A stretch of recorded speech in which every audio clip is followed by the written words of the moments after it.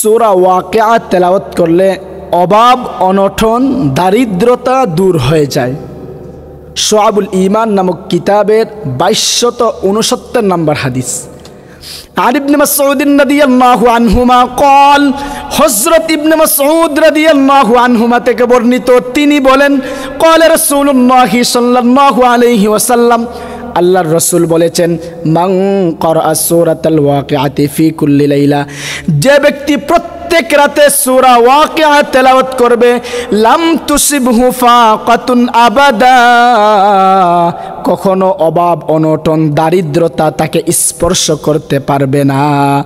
ওয়াকানা ইবনে মাসউদ ইয়ামুরু বানাতাহু ইয়াকরানা বিহা ফি কুল্লি লাইলা, ইবনে মাসউদ তার কন্যাদেরকে প্রত্যেক রাতে সূরা ওয়াকিয়া তেলাওয়াত করার জন্য আদেশ করতেন, মেয়েরা তোমরা সূরা ওয়াকিয়া তেলাওয়াত করবা, কারণ নবীজি বলেছেন যে ব্যক্তি সূরা ওয়াকিয়া প্রত্যেক রাতে তেলাওয়াত করে তার বাড়িতে তার বাসায় কখনো অভাব অনটন স্পর্শ করতে পারবে না।